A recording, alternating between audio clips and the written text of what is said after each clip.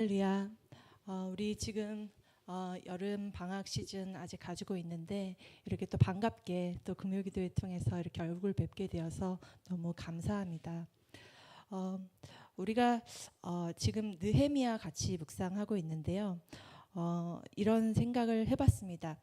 우리가 상반기 끝내고 이제 하반기를 시작하는 시점에 있는데 제가 상반기 동안 어떻게 보냈나 좀 돌아보는 시간을 좀 가지게 되었는데 관계들이 많이 생각이 나더라고요. 제가 가졌었던 개인적인 관계들, 그리고 우리가 공동체로서 공동체를 맞이했던 그런 관계들, 또 우리가 알지 못하는 사람들을 생각했을 때 우리 마음 가운데 있는 어떤 높아진 편견들, 이런 것들에 대해서 생각하는 그런 시간들을 요즘에 가지게 되었습니다. 성경에 보니까 바른 관계를 맺는 것에 대해서 우리에게 끊임없이 가르쳐 주고 계십니다. 특별히 오늘 본문은 느헤미야 8장인데요. 느헤미야 8장에서 하나님께서 이 바른 관계에 대해서 말씀을 하시면서 이 바른 관계를 맺어 나가는 것이 바로 하나님 나라의 부흥이라고 말씀을 하시는 것을 우리가 함께 묵상하고 있습니다. 우리가 날마다 부흥을 살아갈 수 있음에도 불구하고 날마다 부흥을 참되게 누리지 못하는 그 이유에 대해서 주님께서는 성령님을 통해서 우리 마음 가운데 늘 속삭이고 계심을 우리가 알고 있습니다. 그래서 아침마다 우리가 8시마다 묵상을 받아서 우리 목사님께서 가르쳐 주시는 가이드대로 연구하고 또 적용하고 하면서 날마다 주님의 전 앞으로 나아가고 주님과 관계를 회복하면서 부흥을 누릴 수 있는 그 하루하루의 부흥에 대해서 우리가 주님 앞에 돌아보고 그렇게 묵상을 하고 있습니다. 또 제가 상반기를 생각을 할 때에 이 관계들, 하나님과의 관계뿐만이 아니라 사람들과의 관계들에 대해서도 생각을 해보았습니다.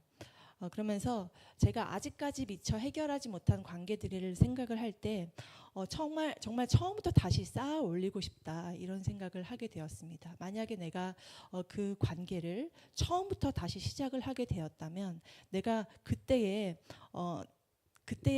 놓쳤었던 부분들에 대해서 지금 알고 있는 것으로 인해서 다시 해볼 수도 있을까라는 생각, 그리고 내가 지금 알지 못하는 것들, 그런 것들을 만약에 그때 내가 적용을 했더라면 혹시 그런 관계들이 조금 더 가까워질 수 있지 않았을까, 이런 생각들 하게 되었습니다.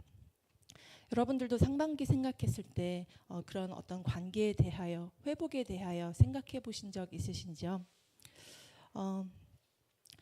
특별히 이 이웃들과 관계에 대해서 생각을 할 때, 또 우리 가정과 또 우리 가족과의 관계들을 생각을 할 때 여전히 이게 혈관이 꽉 뭉쳐 있는 것처럼 막혀서 속 시원하게 이 관계가 회복이 되지 못하는 부분들도 있었는데 그런 부분에 대해서 우리는 정말 하나님의 이 흐르심대로 가는 것이 어떤 길인지, 또 내가 이 허들을 어떻게 넘어야 하는지 주님 앞에 정말 경건하게 겸허하게 엎드리곤 합니다. 그럼에도 불구하고 우리가 만약에 과거로 다시 돌아갔다면 어땠을까라는 생각을 함에도 불구하고 아마도 우리가 지금 걸어온 이 시간이, 현재가 주님께서 역사하셨기 때문에, 주님께서 허락하셨기 때문에 이곳에 왔기 때문에 아마 그때로 다시 돌아간다 해도 그 관계가 다시 더 나아지거나 이렇지 못할 것이라는 것을 우리가 다 알고 있죠. 우리가 일반적인 그런 관계뿐만이 아닙니다. 또 나라들을 생각을 해봤을 때 우리가 이제 6월달 지나고 또 복음통일에 대해서 우리가 설교 말씀도 듣고 또 김영식 목사님 모시고 복음통일에 대해서 생각을 해보았을 때 나라와 나라 사이에서도 주님께서 어떻게 역사하시는지, 또 우리가 정말 안타깝다고 생각했었던, 우리가 놓쳤다고 생각했었던 그 역사 가운데 주님이 여전히 그것을 어그러진 채 놔두시는 이유가 무엇인지 우리가 정말 너무 알고 싶기도 하죠. 포로 시대에 그런 일들이 있었습니다. 우리 하나님의 민족들이 다 포로로 끌려간 그때 어쩌면 정말 하나님 나라가 이대로 끝나는 것처럼 막막했을지 모르겠습니다. 하지만 우리가 묵상하면서 아는 것처럼 하나님께서는 그때에 포로로 끌려간 그 막힘 가운데서도 하나님께서는 막힘없이 하나님의 계획대로 신실하게 하나님의 일들을 하고 계셨습니다. 그래서 오늘 하나님의 회복의 역사에 참여하기 위해서 우리가 하나님의 역사를 좀 돌아볼 필요가 있겠다라는 생각을 하게 되었습니다. 느헤미야 8장 8절에서 18절까지 우리가 오늘 함께 묵상을 하기 원하는데요. 말씀 나누면서 우리가 하나님 나라의 회복이란 무엇인가, 또 하나님과의 회복, 이것을 통해서 우리가 이룰 수 있는 그런 관계의 회복은 어떻게 되는 것인가 좀 함께 알아볼 수 있는 시간이 되었으면 좋겠습니다. 느헤미야 8장 8절에서 18절까지인데 우리 한 절씩 서로 교독할 수 있으면 좋겠습니다. 네, 8절 먼저 제가 읽겠습니다. 하나님의 율법책을 낭독하고 그 뜻을 해석하여 백성에게 그 낭독하는 것을 다 깨닫게 하니, 제가 쭉 읽을게요. 백성이 율법의 말씀을 듣고 다 우는지라. 총독 느헤미야와 제사장 겸 학사 에스라와 또 백성을 가르치는 레위 사람들이 모든 백성에게 이르기를, 오늘은 너희 하나님 여호와의 성일이니 슬퍼하지 말며 울지 말라 하고, 또 느헤미야가 또 그들에게 이르기를, 너희는 가서 살찐 것을 먹고 단 것을 마시되 준비하지 못한 자에게는 나누어 주라. 이 날은 우리 주의 성일이니 근심하지 말라. 여호와로 인하여 기뻐하는 것이 너희의 힘이니라 하고, 레위 사람들도 모든 백성을 정숙하게 하여 이르기를, 오늘은 성일이니 마땅히 조용하고 근심하지 말라 하니, 모든 백성이 곧 가서 먹고 마시며 나누어 주고 크게 즐거워하니, 이는 그들이 그 읽어 들려준 말을 밝히 알미라.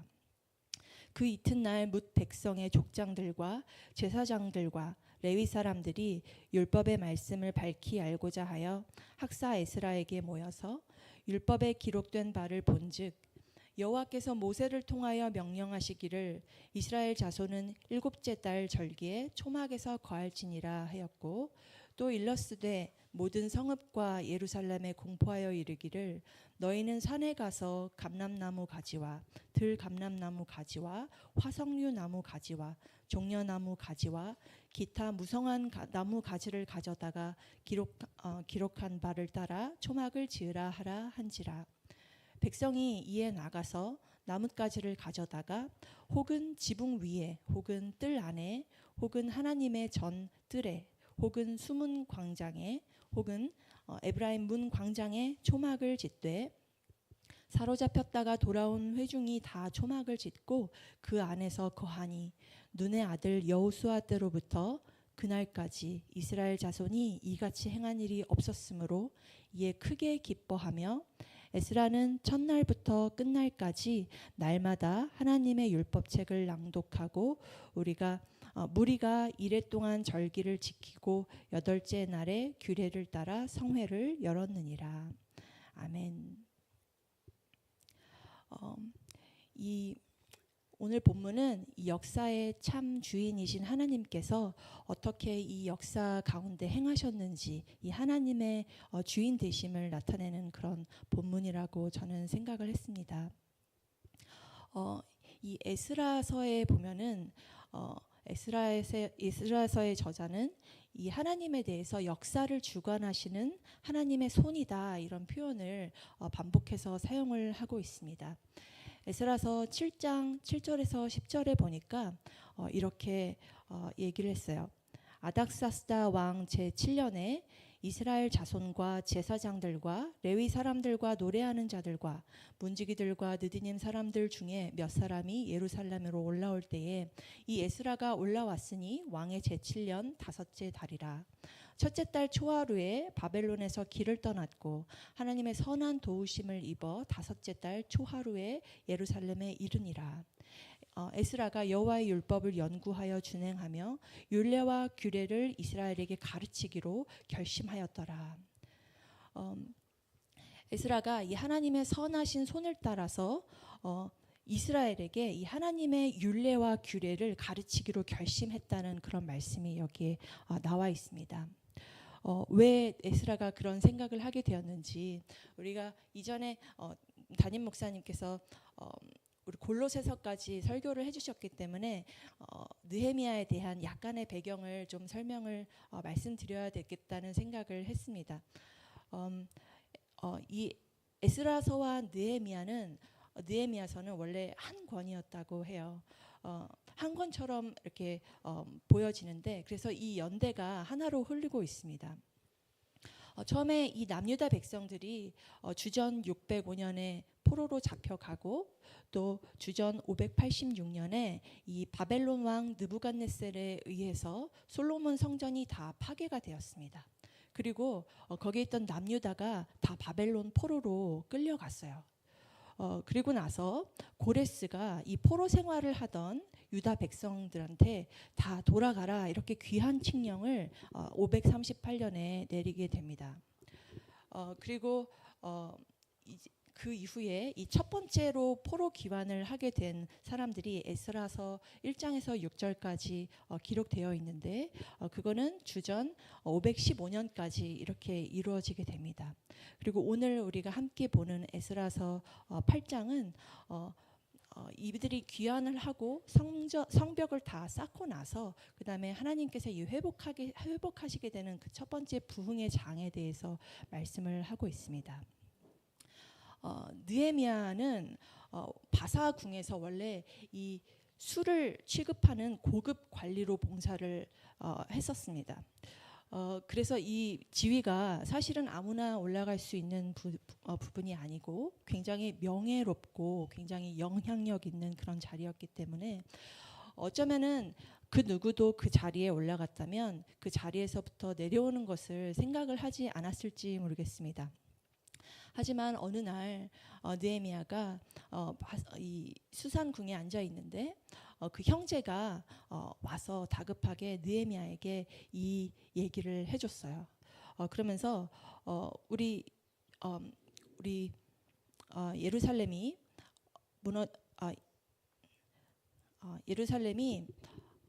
지금 붕괴가 되고 그곳에 성문들이 다 바벨론 군대 때문에 다 성문들이 떨어지고 또 성벽들이 다 붕괴가 되었다고 이렇게 소식을 듣게 되었어요.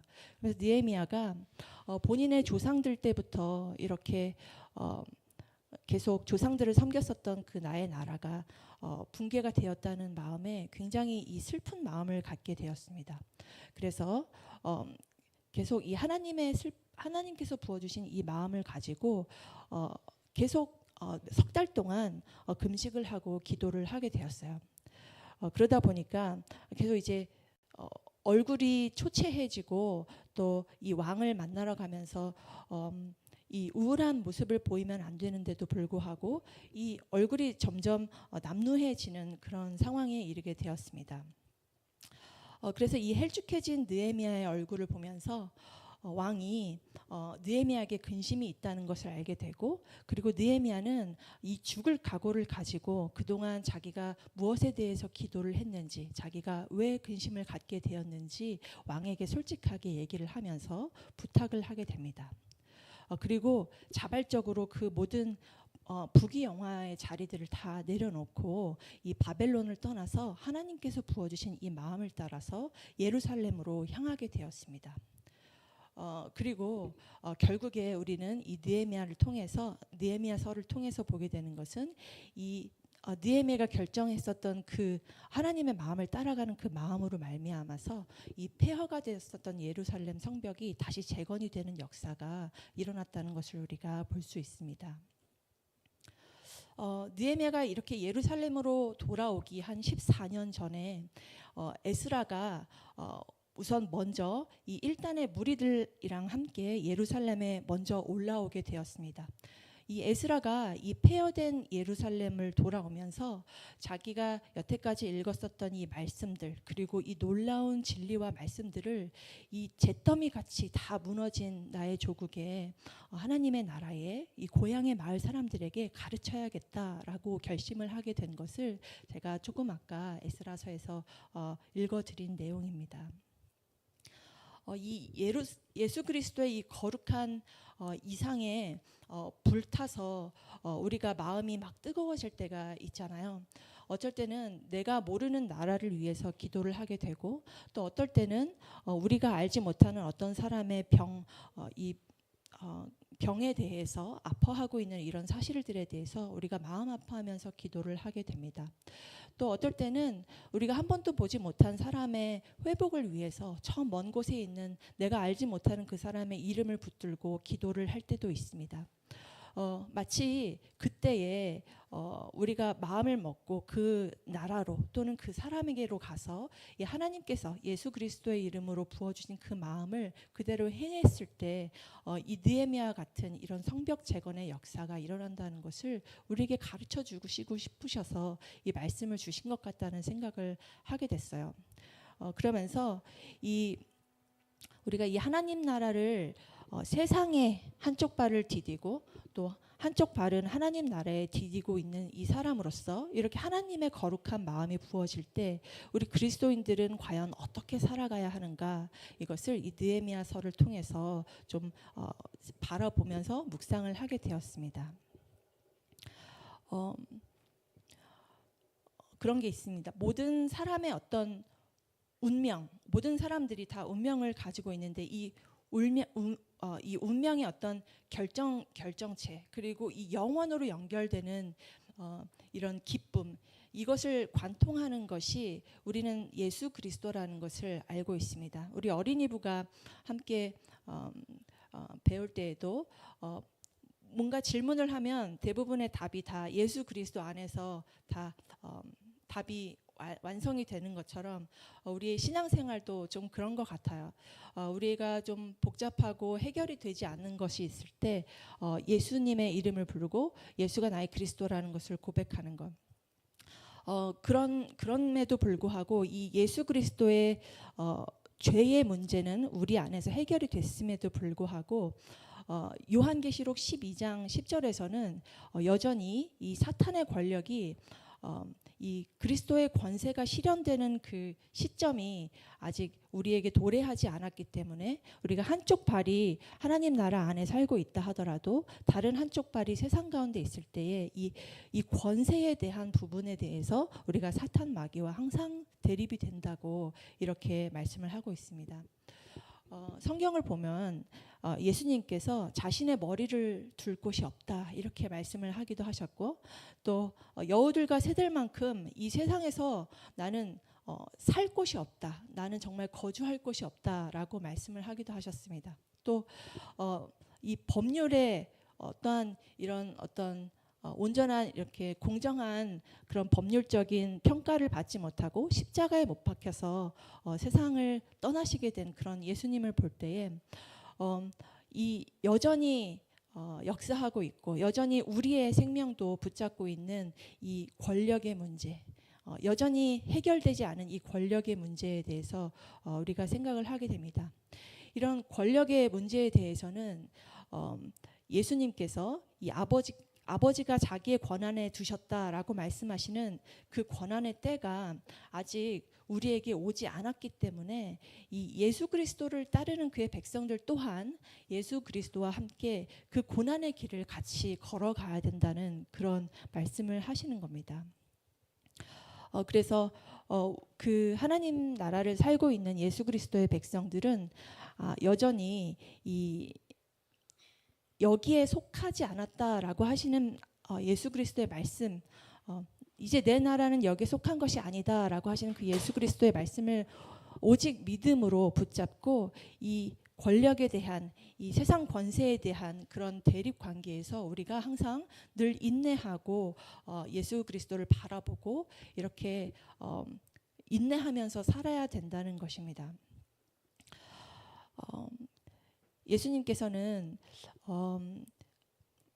우리 교회를 통해서 예수님의 가신 그 길을 그대로 걸어가게 하시는데, 교회는 이 하나님을 배반한 이 세상 한 가운데서 이 교회 공동체의 영원한 목적, 그리고 이 정반대의 방향을 향해서 나아가는 이런 수단을 향해서 계속 우리는 생각을 하지 않을 수가 없죠. 예를 들어서 생활을 하면서 우리가 재정에 대해서 생각을 하고 또 우리가 어떤 권력에 대해서 또 생각을 하고 할 때에 우리가 정말 항상 스트러글링을 하는 것이 예수님이라면 어떻게 하셨을까라는 것에 대해서 그리스도인들은 늘 싸우게 되는 것입니다. 그러면은 이 그리스도인들은 그 신앙의 진실됨을 증명을 해야 되는 이 부담감을 늘 가지고 하나님 나라의 이 하나님께서 허락하신 그리스도 예수를 믿는 이 믿음을 붙들고 이 부담 가운데 살아가는 그런 상황인 것입니다. 그래서 오늘 본문을 보면은 이 느헤미야 시대의 이런 새로운 공동체, 느헤미야가 성벽을 재건을 하면서 새롭게 일으킨 이 세대가 이런 어떤 내부와 또 외부의 압력 가운데서 어떻게 견뎌냈는지 그런 상황들을 보면서 우리가 여전히 우리를 붙들고 있는 세상의 권세에 대해서 어떻게 대항을 해야 되는지를 좀 비추어서 생각을 해볼 수가 있습니다. 첫 번째는 우리가 계속 하나님 나라 안에서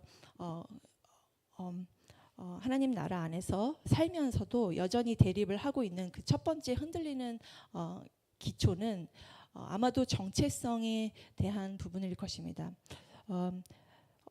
특별히 이 다시 귀환을 했었던 이 첫 번째 귀환 1세대들, 포로 귀환 1세대들을 보면은 이 사람들이 대부분 외국에서 태어났거나 아니면은 외국에서 양육이 되었거나 아니면 다시 돌아온 이 새로운 이스라엘 공동체에서 정말 새롭게 태어났거나 이런 공동체였어요. 그래서 하나님의 이 백성으로서의 자신의 어떤 정체성에 대해서 알지 못하거나 또는 여전히 잘 교육이 되지 못하거나 했었던 상황들이었을 것입니다. 그래서 돌아왔을 때에 자신의 어떤 정체성 그리고 자꾸만 흔들리게 되는 자기의 문화와의 싸움 그리고 세상의 권력과의 싸움 가운데서 계속해서 고군분투하고 있었을 것입니다.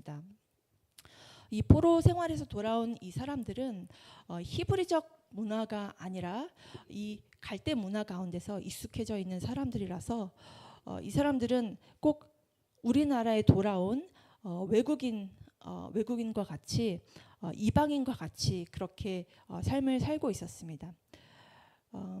그리고 이 사람들은 그 사람들이 다시 돌아왔을 때 이미 거주하고 있었던 사람들이 있었는데 그 사람들은 포로로 끌려가지 않았었던 기존 유대인들 그리고 또 외부에서 들어왔었던 이방인들 그런 사람들이 함께 거주를 하고 있어서 더군다나 흔들리는 그런 정체성들이 이런 사회적 문화 가운데서 더 많이 흔들리고 있었어요. 그래서 이 사람들은 자기의 거주권 또는 자기의 소유권에 대해서 늘 입증을 해야 되는 상황에 있었고 또 이것에 대해서 이 대항하는 세력들이 너무 많았습니다. 그리고 이 사람들의 어떤 문화들은 자기가 누구인지 또 내가 어디에 속했는지 내가 정말 과연 하나님과 어떤 관계가 있는지에 대해서 늘 생각을 하게끔 계속해서 나를 흔들고 있었습니다. 정체성뿐만이 아닙니다. 느헤미야 시대의 이런 새로운 공동체들은 이 종교적인 윤리 가운데서도 계속 도전을 받고 있었습니다. 이 사람들은 이 바벨론에서 예루살렘으로 이주한 이후에도 이방 연인들과 계속해서 결혼을 하거나 또는 또 가정을 일구어서 살고 있었습니다. 그렇지만 이 하나님에 대한 신앙을 진심으로 가진 사람들은 회개하고 이 이방인들과의 관계를 이렇게 끊어내고 하나님 앞으로 다시 돌아와서 내가 하나님 안에서 정말 진심으로 받아들여지고 싶다는 회개의 마음을 갖게도 되었습니다. 이런 정체성의 확립을 하기 위해서 이 하나님 나라의 관계 회복은 에스라서에서 적혀 있는데요. 에스라서 6장 21절에 보니까 이렇게 말씀하세요. 사로잡혔다가 돌아온 이스라엘 자손과 자기 땅에 사는 이방 사람의 더러운 것으로부터 스스로를 구별한 모든 이스라엘 사람들 이렇게 적혀 있습니다. 그러니까 이 이스라엘 사람들이 자기 땅에 사는 이런 이방의 더러운 것들로부터 자기가 익숙해져 있고 내가 옳다고 생각했었던 것으로부터 맞다 틀리다를 생각하지 않고 오직 하나님 나라의 가치관만 붙들고 스스로를 구별을 해내려고 노력을 했던 것입니다. 그렇게 이 사람들은 다시 귀환을 해서 다시 한번 하나님 나라에 속하고 싶어서 노력을 했고 또 하나님의 뜻을 계속해서 두드리는 그런 사람들이었습니다. 이 하나님의 뜻을 알고 싶어서 이스라엘 사람들은 이 예루살렘 성과 예루살렘 성벽을 다시 재건을 하게 됐고 또 이 성벽뿐만이 아니라 이 하나님 나라의 어떤 이 내면의 세계에 대해서도 관심을 갖게 되었습니다. 그리고 이 사람들은 하나님과의 바른 관계를 맺기 위해서는 그냥 외면만 내가 이 땅에 돌아왔기 때문에 내 조국에 돌아왔기 때문에 내가 하나님 나라에 속해 있지라는 생각보다는 하나님과의 관계에 대한 회복에 대해서 늘 갈망함이 있었습니다. 그리고 하나님과 올바른 관계를 맺는 것만이 자신들과 하나님과의 이런 관계 안에서 나의 어떤 안전성 그런 것들이 보장이 된다는 것을 이 사람들이 생각을 하게 되었습니다. 그래서 이 이스라엘 자손들은 대적들이 계속 집요하게 방해하고 또 공작을 펼치는데도 불구하고 52일 만에 이 성벽을 빨리 쌓아놓고 또 하나님 나라 안에서 이 내면의 회복을 일구고 싶어서 쉬지도 않고 다시 한번 이 광장에 모이게 된 것이 오늘 본문입니다. 이 사람들이 52일 만에 이 성벽을 재건을 하는데 정말 어떤 굉장한 스킬을 가지고서 한 것이 아니라 나에게 맡겨진 이 내 앞에 있는 성벽들을 조금씩 재건을 하면서 그것을 52일 만에 단합해서 일궈낸 결과였습니다. 건축을 하면 신축, 그러니까 전혀 없는 곳에 새롭게 세워내는 그런 신축이 있는가 하면 오늘 우리가 본문을 통해서 보는 것처럼 재축이라는 그런 개념이 있습니다. 재축이라는 개념은 전체적인 대지 안에서 천재지변이나 아니면은 어떤 재해 때문에 이 건축물이 무너진 그 전제하에 그 위에 다시 한번 처음처럼 축조하는 것을 재축이라고 말을 합니다. 그래서 이 재축을 한 것이 이 52일 만에 완성되어지게 된 것입니다. 느헤미야에서 얘기하는 이 중수라는 것이 현대적인 개념으로서는 어쩌면 이런 재축이라는 의미가 될지 모르겠습니다. 우리가 이사야 61장 4절 말씀을 가지고 의예나무 공동체가 여기까지 왔는데 우리가 중수한다는 개념이 그 마지막에 있었던 renew라는 개념과 동일한 것입니다. 그래서 이 renew라는 것은 그냥 새롭게 짓는 것이 아니라 전제가 있는데 그 전제는 자신의 어떤 의지와 상관없이 허물어지고 또 연약해진 것이 있는데 그것을 확인하고 그것을 인정한 다음에 일련의 절차를 거쳐서 그 위에 무너진 곳 위에 새롭게 재축을 하는 것이 그것이 재축입니다. 느헤미야는 그런 의미에서 이 성벽을 재축을 했다면 에스라는 느헤미야와 함께 이 내면의 하나님의 믿음에 대해서 재축을 하는 역할을 하게 되었습니다. 우리가 이 재축에 대해서 생각을 할 때 한 사람이 재축이 된다는 것 그것을 생각을 할 때 우리 안에 전제가 있어야 됩니다. 우리가 한쪽 발은 하나님 나라를 살고 있지만 한쪽 발은 여전히 세상 가운데 있어서 예수님의 전적인 승리에도 불구하고 세상의 권세 때문에 계속 무너지거나 외압 때문에 흔들려서 상처를 받게 되는 그 부분들이 우리가 무너진 것을 주님 앞에서 고백을 하고 주님 앞에서 재축시켜 주시기를 고백을 할 때 우리 위에 하나님께서 재축을 하시고 이전보다 더욱 강한 하나님의 나라로 우리 가운데 세우시는 일, 그 일이 바로 이 느헤미야를 통해서 이루신 일이시고 오늘 우리 본문을 통해서 우리에게 주시는 그 교훈인 것입니다. 공사를 마친 사람들이 자신의 고향으로 다 돌아갔는데 그리고 고향으로 돌아가는데도 한 하루나 이틀 정도 계속 걸어서 힘들게 갔음에도 불구하고 5일 후에 다시 한번 수문앞 광장에 모였다고 오늘 본문이 말씀을 하고 계십니다. 왜 모였냐면 이 성곽 중건을 성곽이 다 쌓아졌지만 여전히 우리가 하나님의 말씀이 회복되어야 우리가 완전히 회복이 되고 하나님과 우리와의 관계가 회복이 된다는 것을 알았기 때문에 쉬지도 않고 다시 한번 돌아오게 되었는데 이 사람들은 그리고 에스라를 초청을 해서 하나님의 말씀을 가르쳐 줄 것을 청원을 하게 됩니다. 수문앞 광장이라는 것을 우리가 생각을 할 때 여러 가지 떠올릴 수 있겠죠. 수문이라는 것이 보통 성령님께서 행하시는 일들에 대해서 물로써 표현을 하는 그런 성경 구절들이 많이 있습니다. 이 성령의 물, 이 생명의 물이 흐르는 수문 앞 광장에서 모였다는 것을 하나님께서 이 느헤미야서 본문에 적어 놓으신 것은 아마 그 가운데 말씀을 사모하는 성령님의 역사가 그 가운데 모인 사람들 가운데 하나님의 역사가 임했다는 것을 우리에게 상징적으로 말씀을 해주시는 것일지도 모르겠습니다. 이 사람들은 예루살렘에 모여서 학사 에스라를 초청을 해서 하나님의 말씀을 낭독해 달라고 부탁을 했고 또 이 성벽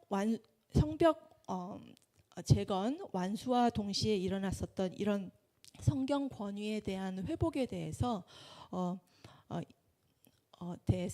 이 에스라는 중요성을 깨닫고 이 사람들에게 이 말씀을 전하게 된 것이 오늘 본문입니다. 예루살렘 성벽이 그러면은 재건이 되는 것이 왜 하나님 나라의 관계와 중요한가? 그냥 영적으로만 회복되면 되지 않는가? 이렇게 생각을 할 수도 있겠습니다. 제가 묵상을 하면서 그런 생각을 하게 되었어요. 왜 꼭 성벽을 지어야만 하는가? 내면의 것만 회복이 되면 외부에 있는 것들은 그냥 어떻게 보면은 다시 하나님 나라로 가야 되는 이 땅에 사는 그리스도인들에게 그것이 정말 그렇게 중요한가라고 생각을 했을 때 오늘 이 느헤미야서에서는 이렇게 말씀을 하시는 것 같아요. 이 성벽 중수가 되는 것이 왜 중요했냐면 이 이스라엘 자손들의 몸이 여전히 이 세상 가운데 있기 때문에 이 대적의 공격으로부터 자신을 안전하게 보호해 주시는 하나님의 섭리를 이해할 수 있게 하는 그런 표면적인 그런 하나님의 역사 그리고 그것을 보장받음으로 인해서 우리가 하나님의 나라에 물리적으로 거하게 되는 것 이것을 하나님께서 말씀을 해주시는 것이 아닌가 생각을 했습니다. 성벽 중수가 완료된 것은 6월 25일에 완수가 되었는데 5일 후에 7월 1일은 나팔절이 되는 날이었습니다. 그리고 나팔절이 되고 조금 있다가 10일 날에는 대속죄일 그리고 대속죄일 지나고 22일에는 초막절이 있는 그런 유대 절기에서 굉장히 중요한 절기들을 이 사람들이 지나고 있었는데 그래서 6월 25일 날 성벽 재건을 완료한 사람들이 이 수문앞 광장 가운데 7월 1일 날 새롭게 모이게 된 것입니다. 근데 우리가 오늘 읽지는 않았지만 1절에 보니까 수문앞 광장에 모인 사람들이 마치 한 사람처럼 자발적으로 모였다 이렇게 말을 하고 있습니다. 그러니까 이렇게 수문앞 광장에 모이게 된 것이 어떤 사람의 의지로 인해서 된 것이 아니라 하나님께서 회복시키고자 하시는 하나님의 의지대로 성령님의 움직이심대로 이 사람들이 움직여서 이 수문앞 광장까지 오게 된 것입니다. 원래 이 수문합 광장은 재판 그리고 상거래들이 계속 이루어지고 있었던 굉장히 넓은 광장이었습니다. 그리고 이 광장을 선택을 해서 사람들이 수문합 광장으로 모이게 되었는데요. 학사 에스라가 초막절에 대해서 얘기를 합니다. 그리고 초막절에는 이렇게 초막을 짓고 광야 가운데 거했다라고 얘기했을 때 백성들이 이 초막을 정말 내가 짓겠다고 바로 행함으로 옮긴 것처럼 이 백성들이 하나님의 말씀을 원하고 하나님의 말씀을 듣고 또 들은 것을 마음에 새기고 마음에 새긴 것을 행함으로 연결하는데 정말 큰 열정이 있었습니다. 또 그 이후에 24일에는 또 다시 언약 갱신을 하는 말씀이 나오는데 그것처럼 이 사람들은 집에 가는 것보다 나의 어떤 편안함과 안위를 얻는 것보다 하나님과의 관계 회복 그리고 나의 어떤 정체성의 회복, 물리적인 회복 또 하나님 관계 안에서의 어떤 이런 내면의 회복에 대해서 굉장히 갈망하는 그런 갈망을 갖고 있었습니다. 우리가 느헤미야를 묵상을 하면서 보게 되는 것은 이 하나님 나라의 말씀을 사모하게 될 때 우리 개인의 생활만 하나님 안에서 온전하게 회복이 되는 것이 아니라 이 전 사회적으로도 바람직한 변화가 생긴다는 것을 느헤미야를 통해서 보게 됩니다. 그래서 느헤미야서를 묵상을 하면 내가 아니라 좀 더 이 뷰가 더 위쪽으로 올라가게 돼서 마치 숲을 보는 것처럼 나의 사회에 대해서 기도를 하게 되는 것 같습니다. 그래서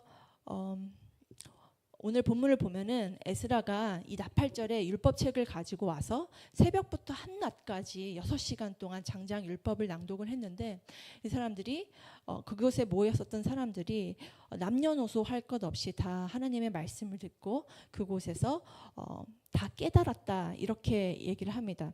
8절에 처음에 보니까 하나님의 율법책을 낭독하고 그 뜻을 해석하여 백성에게 그 낭독하는 것을 다 깨닫게 하셨다 이렇게 적혀 있는데요. 여기서 하나님의 율법책이라는 것은 우리가 다 알고 있는 것처럼 모세오경을 얘기를 합니다.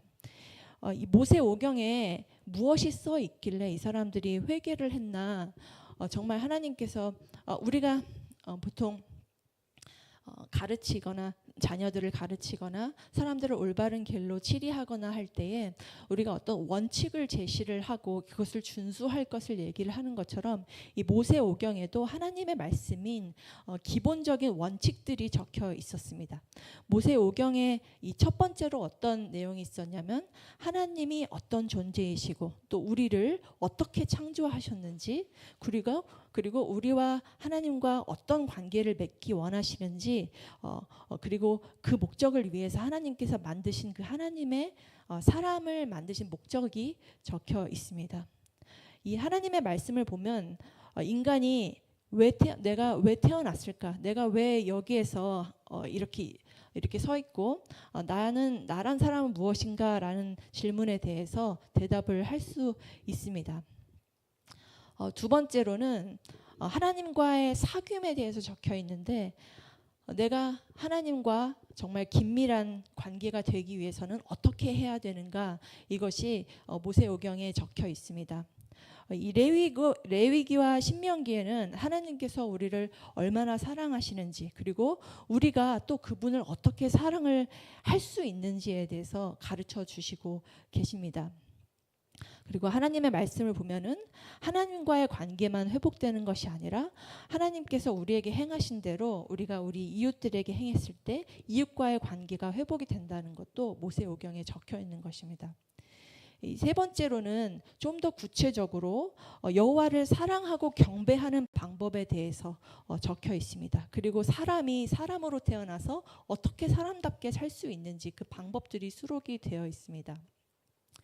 하나님의 이 말씀을 읽은 사람들이라면은 우리 이웃들과 또 열방 가운데 있는 다양한 사람들에 대해서 편협적이지 않고 또 차별하지 않는 바른 세계관을 가질 수밖에 없는 것입니다.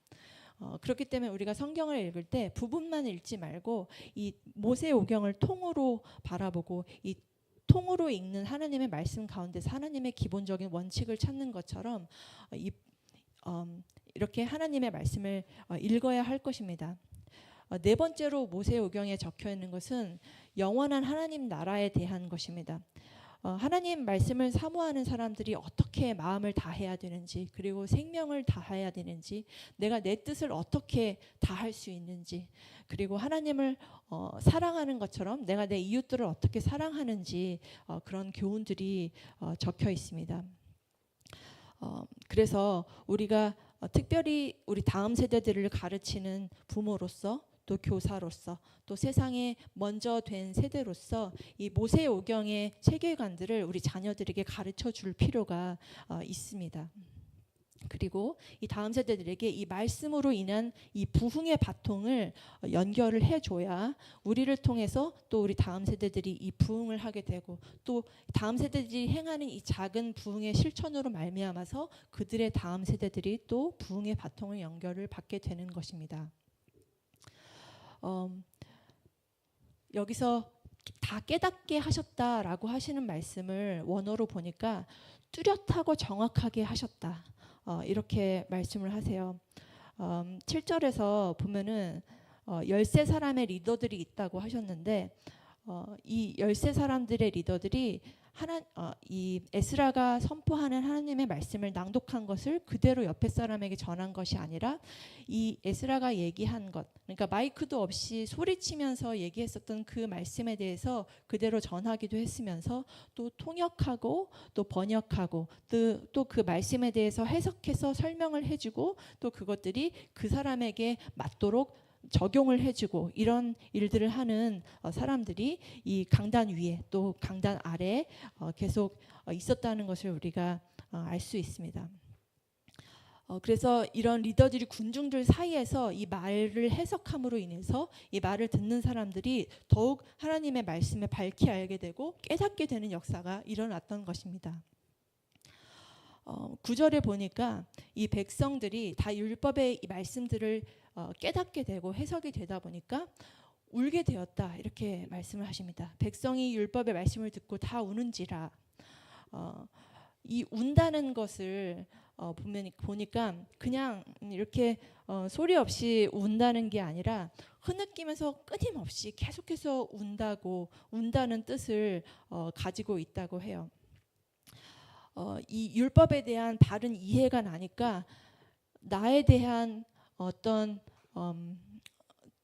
나의 죄에 대해서 반추해서 보게 되는 그런 도전, 그리고 하나님 나라를 제대로 살고 싶은데 제대로 살지 못해서 하나님 나라를 잃어버렸다는 그런 좌절감, 그리고 오랜 포로 생활 가운데 내가 겪었었던 수치에 대해서 깨닫게 되는 밝히암, 그리고 돌아오게 되었다는 이 하나님의 구속의 역사들이 한꺼번에 밀려와서 끊임없이 눈물을 그치지 못하고 울었다는 것을 얘기를 합니다. 그리고 내가 포로 생활 동안에 지었었던 죄악들이 계속 떠오르게 되고, 또 여전히 지속되고 있는 이 죄악의 삶들이 내 삶을 지배하고 있다는 것들이 또 보이게 되었습니다. 그래서 이 사람들은 여태까지 내가 하나님과 동행하는 기쁨을 잃어버리고 마른 뼈처럼 여태까지 살아왔다는 것을 깨닫게 된 것입니다. 제가 이 말씀을 좀 잘 이해를 하고 싶어서 책을 보니까 키에르 케고르라는 학자가 있는데 이렇게 얘기를 했어요. 어느 인간도 절망하지 않고는 하나님의 현존 앞에 살 수 없다라고 얘기를 했다고 합니다. 우리가 회심에 대해서 얘기를 하고 있는데 우리가 회개하는 것과 회심하는 것에 대해서 좀 생각을 할 때 헷갈리게 되는데요. 사전에 보니까 회심한다는 것은 시작되는 포인트가 있으면 향하는 방향이 있는 그런 동사라고 해요. 그리고 회개는 어떤 점과 같은 요소인데 회심하는 이 과정 가운데 일어나게 되는 그 점과 같은 그 터닝 포인트를 얘기를 한다고 합니다. 그래서 이 회심의 첫 번째 단계는 우리가 내가 있는 자리를 인지하는 것, 그리고 내가 어느 방향으로 나가야 되는지 바라보게 되는 것, 이런 과정들을 수반을 한다고 합니다. 그래서 오늘 본문을 보니까 이 회중들은 말씀을 듣고 첫 번째 들었고, 그리고 두 번째로는 깨닫게 되는 역사, 그리고 세 번째로는 초막을 짓고 하나님 앞으로 행하며 나아가는 이 회심의 여정들을 경험하고 있었던 것입니다. 이렇게 백성들이 계속 울고 있으니까, 끊임없이 울고 있으니까 유대 종교 지도자들이, 거기서 이제 백성들에게 설명을 해주고 있었던 지도자들이, 오늘은 너희 하나님 여호와의 성일이다, 그러니까 울지 마라, 이렇게 얘기를 했습니다. 왜 울지 말라고 했냐면, 이날이 7월 1일이었잖아요. 그리고 그날 나팔절에 말씀을 선포를 했는데 7월 1일 날 이렇게 새해 첫날 말씀을 선포를 했는데, 이날이 하나님께 속한 것이고 오늘의 주인이 바로 하나님이시다라는 것을 전해주면서, 너희가 너희의 죄에 얽매여서 죄에 대해서 떠올라지고 그것에 대해서 구원받은 것에 대해서 계속 감사를 누리고 있지만, 지금 살아계시고 지금 현존하시며 나를 이끌고 계시는 하나님의 주인 되시는 날이 바로 오늘이기 때문에, 오늘은 나에 대한 감정들을 다 내려놓고 하나님께서 행하시는 것을 기쁨으로 맞이하는 그런 성일이다, 이렇게 가르쳐 주셨다고 합니다. 이 새해 첫날을 하나님께 바침으로 인해서 이 새해 첫날로부터 시작되는 다른 모든 날들이 다 하나님의 날이라는 것을 고백하게 되는 것. 그러면은 나의 시선이 나의 회개 포인트에 있는 것이 아니라 이 회심하는 모든 전 여정들을 인도하고 계시는 하나님을 향해서 우리가 시선을 돌릴 때에 우리가 더 이상 회개하는 그 포인트에서 슬퍼하고 주저앉는 것이 아니라 하나님을 향해서 눈을 들고 우리가 기뻐하며 그곳에서 힘을 얻게 되는 것을 얘기를 하신 것입니다. 그래서 오늘 제가 이 말씀을 설교 준비하면서 생각할 때 나의 매일매일이 이 성일과 같았으면 좋겠다라고 생각을 했습니다. 그래서 내 매일매일이 하나님의 날이라는 것을 내가 인정을 하게 되고, 그러면 더 이상 내가 회개하는 그 자리에서 머무르는 것이 아니라 한 걸음 더 나아가서 하나님을 깨닫고 하나님을 깨달은 것을 실천하고, 그렇게 하나님께서 나의 주인이 되시는 대로 성령님을 따라서 운행이 되어지는 삶, 그 삶이 바로 내가 어제를 산 것이 아니라 오늘 바로 그 첫 번째 하나님의 숨을 쉬는 것처럼 하나님의 나를 하나님의 뜻대로 하나님의 말씀 안에서 살아가는 것, 그것을 살고 싶다라는 생각을 하게 되는데, 여기 계신 모든 분들도 오늘 하루뿐만이 아니라 우리가 기억되어지는 모든 이전의 날들, 그리고 앞으로의 모든 날들이 하루하루가 다 하나님의 성일이 될 수 있게 되기를 예수 그리스도의 이름으로 축복합니다. 그래서 느헤미야가 이 사람들에게 가서 살찐 것을 먹고 또 단 것을 마셔라. 그리고 너희만 마시지 말고 이 준비하지 못한 자들에게는 나눠줘라. 그리고 근심하지 말고 여호와로 인해서 기뻐해라. 그것이 너의 힘이다라고 10절에서 말씀을 하셨습니다. 살찐 것을 먹고 단 것을 마시라는 것은 군것질을 하라는 것이 아니라 정말 가서 정신적으로 안정을 주는 그런 건강한 것을 먹고, 또 마시는 가운데에 이 목넘김에 대한 부드러움을 느끼고 이것을 감미롭게 느껴라. 그리고 그 안에서 생명을 되찾아라 라는 얘기를 한 것이라고 합니다. 그리고 이것을 나만 혼자서 누리는 것이 아니라 준비되어 있지 못한 사람들에게 이것을 보내라. 왜냐하면 이 날이 하나님의 날이기 때문에 내게 주신 하나님의 것을 함께 나눠야 된다라는 가르침이라고 합니다. 이 말씀을 볼 때 광야에서 하나님께서 주신 만나에 대해서 생각을 했는데 보니까 우리가 이 하나님께서 주시는 이 만나와 같은 것, 우리가 먹고 마시는 것이 결국에 오늘날 우리가 돌아볼 때 이것이 예수 그리스도의 살아 계시고 현재 우리 가운데 역사하시는 것을 우리가 말씀을 통해서 매일 먹고 마시는 것, 그리고 여전히 준비가 되지 않은 우리 이웃들을 향해서 그 말씀을 전해주는 것, 그것에 대해서 말씀을 하시는 것이라고 생각을 하게 되었습니다.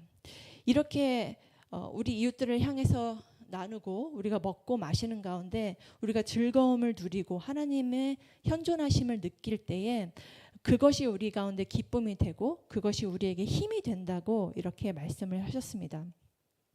이것이 너희의 힘이다라고 할 때 이 힘이라는 것을 원어를 보니까 강하게 한다, 견고하게 한다, 또 피난처, 또 산성 이런 말들이 들어있는데 그래서 우리가 하나님의 말씀 가운데 우리의 감정들을 피하고 우리의 상황들을 피할 때에 이런 하나님을 기뻐하시는 백성들이 누릴 수 있는 이 기쁨을 우리가 충만하게 누린다는 것을 여기서 말씀을 하고 계십니다. 그러면은 우리는 어떻게 해야 되냐면 우리 가운데 슬픔이 있는 날, 또 낭망이 있는 날, 좌절하는 날이 없을 수 없는데 그 가운데서 머물러 있기보다는 지금 현존하시고 지금 나에게 말씀하시며 나에게 살아계시는 하나님의 현존하심을 먹고 마셔서 새로운 사람으로 하나님께서 주시는 그 새 생명으로 지금 새롭게 옷을 입을 때에 우리가 그것을 기쁨으로 누려야 하고 그것이 우리의 의무이며 권리라는 것을 묵상을 하게 되었습니다. 쭉 보니까 13절에 보니까 그 이튿날 뭇 백성의 족장들과 제사장들과 레위 사람들이 율법의 말씀을 밝히 알고자 하여 학사 에스라에게 모였다라고 말씀을 하십니다. 이 남녀노소 할 것 없이 하나님의 말씀으로 인해서 새롭게 되고 그냥 거기서 그친 것이 아니라 일부 이 리더들이 이 율법의 말씀에 대해서 더욱 밝히 알고 싶어서 밤을 지새워서 내가 학사 에스라를 만나면 물어보고 싶은 것들을 정리를 해서 다음날 날이 밝았을 때 학사 에스라를 찾아갔습니다. 그리고 물어봤는데 여기서 밝히 알고 싶다라고 얘기한 부분을 보니까 사칼 이렇게 써 있어요. 이 단어는 제가 처음 히브리어를 배울 때 되게 사모하는 그런 단어였는데 원어의 뜻을 보니까 바라보다, 쳐다보다, 신중하다, 조심스럽게 행동하다, 돌보다, 또 이해하게 되다, 총명하게 되다 이런 다양한 의미들을 가지고 있다고 해요. 그래서 하나님의 말씀에 대해서 밝히 알게 된다는 것은 하나님의 시선을 따라서 내가 쳐다보고 하나님의 말씀을 따라서 나의 행동을 신중하게 그리고 조심스럽게 돌아보게 되고 또 나의 마음을 돌이키게 되고 또 내가 처해 있는 상황들에 대해서 이해하고 청명하게 되어서 통찰할 수 있게 된다는 그런 의미를 가지고 있는 단어라고 합니다.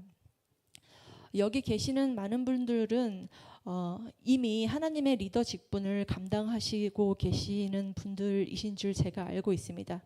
학교에서 또 회사에서 또 가정, 사랑방 또 어쩌면 자신의 자아에 대해서 나는 하나님의 말씀으로 인해서 내가 나의 자아가 아니라 하나님으로 인하여 나의 자아를 컨트롤하겠다라고 하는 자신에 대한 리더의 역할을 하고 계시는 분들도 있을 것입니다. 우리가 하나님의 말씀을 가장 우선순위에 두고 틈틈이 하나님의 말씀을 묵상하고 연구하고 준비를 한다면 하나님께서 우리의 세상에서 만연했었던 버릇들과 문화들과 또 습관들과 또 우리가 차마 알지 못했었던 그런 죄악들에 대하여 하나님께서 돌이키시고 밝히 알게 하시는 그런 계기가 될 줄 믿습니다. 그래서 우리가 우리 자아를 향해서 또 나의 어떤 가정을 향해서 또 학생들을 향해서 자녀들을 향해서 회사 동료들을 향해서 우리가 이 말씀에 대해서 밝히 알려주고 또 그냥 말씀을 알게 하는 것뿐만이 아니라 그들이 행함으로 연결될 때까지 오늘을 함께 기도하고 다음날 그 사람에게 다가가서 밝히 알게 할 수 있는 또 이야기를 선포할 수 있는 이런 학사 에스라의 역할들을 우리가 능히 감당할 수 있게 될 줄 믿습니다. 한 사람의 헌신으로 확장이 된 이 말씀의 사모함은 이 수문 앞 광장에 모인 부흥으로 연결이 되어서 그곳에서 시작된 초대 교회까지 연결이 되게 되었습니다. 그리고 오순절 성령 강림 사건까지 계속 연결이 되어서 이 초대 교회 사람들은 이 역사를 딛고 그 위에 재축이 된 신앙생활을 하면서 날마다 마음을 같이 하고 하나님의 전에 모이기를 힘쓰는 그런 공동체로 새롭게 재축이 되게 되었습니다. 그리고 이스라엘 공동체뿐만이 아니라 바나바와 바울을 통해서 예비하신 이 이방 나라까지 가게 되어서 이들이 그리스도인이라는 호칭까지 갖게 되는 명예로운 일이 일어나게 되었습니다. 그리고 그렇게 호칭이 바뀌고 하나님의 말씀이 확산되는 역사들이 계속 반복이 되다 보니까 우리들의 정체성이 하나님 안에서 굳건하게 되고 우리가 오늘 좌절하더라도 근본적으로 흔들리지 않는 그런 새로운 정체성을 갖게 된 것입니다. 우리 현직에 살고 있는 이 시대는 너도 옳고 나도 옳고 또 우리 모두가 다 옳다라고 하는 이런 다원적이고 탈이성적인 시대 가운데 살고 있습니다. 이런 포스트 모던 시대에 살고 있으면서 어쩌면 어느 부분에서는 포용적이 되는 것이 나의 이웃들을 생각을 할 때 좀 더 유익이 될 수도 있다고 생각을 하지만 너무나 수용적인 자세를 갖게 된다면 회색 지대에 머무를 수도 있게 된다는 생각을 하게 되었습니다. 우리가 회색 어떨 때는 우리 여전히 남한과 북한은 휴전 가운데 있고 회색 지대 가운데 있지만 하나님 나라에서는 회색 지대가 없다고 합니다. 그래서 하나님 나라에서는 옳고 그름이 분명하고 가야 하는 길과 가지 말아야 하는 길이 분명하다는 것입니다. 조선시대에 이런 일화가 있었다고 해요. 황희정승이라는 분이 집안에 두 종이 다투고 있었는데 거기에 개입을 해서 이들에게 얘기를 하게 되었습니다. 종이 찾아와서 황희정승이 찾아와서 얘가 이래서 내가 싸우게 됐고 내가 이래서 지금 힘이 듭니다라고 얘기를 했더니 네가 옳구나라고 얘기를 했다고 해요. 그리고 다른 종이 나는 억울합니다. 제가 먼저 시작을 했습니다라고 했더니 네 말도 옳구나 이렇게 얘기를 했다고 해요. 그랬더니 그 옆에서 그걸 지켜보던 황희정승의 아내가 황희정승에게 아니 이 종의 말도 옳다고 하고 이 종의 말도 옳다고 하면 정말 정의라는 것이 어디 있습니까? 라고 얘기했다고 합니다. 그랬더니 황희정승이 아내를 보고 당신의 말도 맞소 이렇게 얘기를 했다고 해요. 어떤 절대 기준이 없는 사회에서 이 절대 기준이 그리스도 예수인 이 복음적인 신앙을 살아가는 이런 우리 가운데서는 어떤 상황들을 분별하는 것이 정말 결코 쉬운 일만은 아니라고 생각을 합니다. 때로는 우리가 회색 지대에 머물러야만 평화가 임할 것 같고 또 그렇게 세상은 우리를 종용을 하기도 합니다. 제가 지금 말씀드리는 것은 회색 지대에 머물면 안 된다는 말이 아닙니다.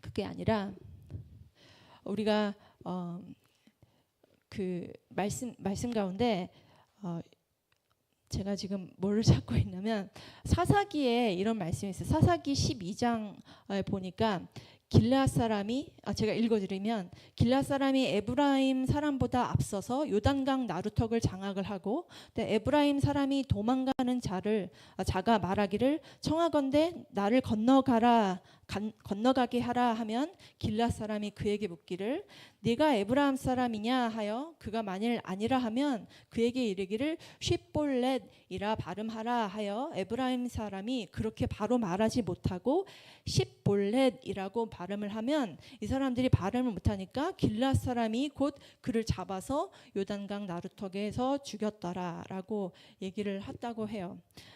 여기서 예화를 말씀드리는 것은 우리가 지금 다원주의 사회에 살고 있기 때문에 흑백 논리가 정말 분명하게 정해지는 것이 너무 어렵습니다. 여기서 쉽볼렛이라는 것은 문화적인 어떤 코드를 얘기를 하는데, 이거는 어떤 특정 집단이 다른 집단 또는 이 외부에 있는 그런 집단들을 구별을 해내기 위해서 편견을 딱 지어내는 그런 용어로 사용을 하고 있는 이 사회적 용어라고 합니다. 그래서 우리가 말씀을 볼 때는 이렇게 딱 단어만 보고 단어만 듣고 판단을 해서 쉽볼렛이냐 십볼렛이냐라고 하고 흑과 백을 또는 내 편과 다른 편을 정하는 것이 아니라, 또 하나님의 말씀의 일부분만 보고 이것을 판단을 하는 것이 아니라, 하나님께서 말씀하시는 이 전체적인 맥락 안에서 이 텍스트가 말씀하시는 그 특유한 하나님의 흑과 백, 그리고 하나님 나라의 옳고 그름이 무엇인지를 이 전체적인 하나님 말씀 가운데서 보아야 한다는 것입니다. 그래서 에스라 학사가 읽었었던 이 모세오경이 바로 그런 것이에요. 부분만 읽은 것이 아니라 모세오경의 전체를 통해서 하나님께서 말씀하시고자 하시는 그 말씀의 전체 흐름이 하나님의 사랑 안에 있다는 것. 그래서 우리가 이 시대를 살아가고 현재의 어떤 수문 가운데 서서 하나님의 말씀을 경청하는 우리가 이 다문화적인 시대 가운데, 또 포스트 모더니즘적인 시대 가운데, 또 우리가 정체성을 정확하게 드러내기 정말 애매한 그런 시대를 살아가는 가운데 조명이 되는 그 유일한 도구가 하나님의 말씀이어야 돼야 되고, 그것이 그냥 부분이 되면 안 되고, 이 전체의 하나님께서 말씀하시고자 하시는 이 흐름 그리고 맥락과 성령님께서 지금 나에게 말씀해 주시는 것을 잘 분별해야 된다는 것을 우리가 묵상을 할 수 있을 것입니다.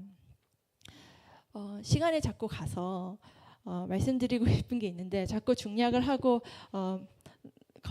건너뛰고 말씀을 드리겠습니다. 저는 디자인을 전공을 했는데 디자인을 하면 디자인 띵킹이라는 것을 배웁니다. 그 디자인 띵킹을 하는 것은 몇 가지 단계가 있어요. 첫 번째 단계로는 어떤 사회적 문제가 있을 때 이 사회적 문제를 어떻게 해결하느냐. 그러면은 사회적 문제를 해결하기 전에 이것은 나빠, 이것은 옳아라고 구분을 하는 것이 아니라 이 문제에 대해서 이것이 문제구나라고 하고 공감을 하고 이 문제를 직시하는 그 첫 번째 포인트가 있어야 되는 것입니다. 그리스도 예수 안에서 우리가 우리의 어떠함 그리고 하나님의 어떠함을 반추해서 볼 때 그것이 어쩌면은 회개의 포인트가 될지 모르겠습니다. 그래서 그 공감하기를 통해서 우리가 문제가 무엇인지, 그리고 우리가 어떤 것을 어떻게 해결해야 되는지 목표물을 설정을 하고 우리가 감정적으로 느끼는 문제 말고 진짜로 말하고 있는 그 문제가 무엇인지를 하나님 말씀 안에서 이 본문의 맥락 가운데서 찾아야 된다는 것입니다. 그리고 나서는 우리가 아이디어를 도출을 하는데 그냥 아이디어를 나 지금 이런 생각이 났어 라고 도출을 하는 것이 아니라 다양한 아이디어들을 다 수렴을 해서 그 가운데서 우선순위들을 정하고 앞뒤로 순서를 바꾸고, 그래서 아이디어를 모색을 합니다. 그 다음에는 해결책을 가시화하기 위해서 프로토타입을 만듭니다. 그리고 이 프로토타입을 테스트를 해서 이 사회의 문제를 해결하는 그런 의사결정 도구로서 테스트를 해보게 됩니다. 그러면서 사회 문제를 한 가지를 해결을 하기 위해서 이런 복잡한 과정들을 거쳐서 나아가게 되는 것이죠.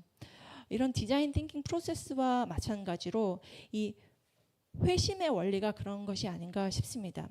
내가 나를 볼 때 또는 어떤 사회의 문제를 볼 때 아니면 이웃의 어떠함을 판단하기 전에 내가 이 나의 지금 서 있는 포인트가 어디 있는지, 그 사회적 문제의 포인트가 어디 있는지를 하나님께서 주신 그 말씀을 통해서 반추해보고, 이 가운데 우리가 잘못된 그 회개의 포인트가 어딘지, 어디서부터 터닝을 해야 되는지를 지정을 한 이후에 하나님의 말씀을 따라서 천천히 아이디어도 모색하고 기도를 하고 하나님과 협력하는 그 과정 가운데서 프로토타입을 만들게 되고 그것을 행동으로 옮기게 되는 그런 신중함, 그런 샤칼의 여정을 우리가 걸어가야만 하나님 나라의 수문 안에서 그런 부흥을 만끽할 수 있다고 생각을 합니다.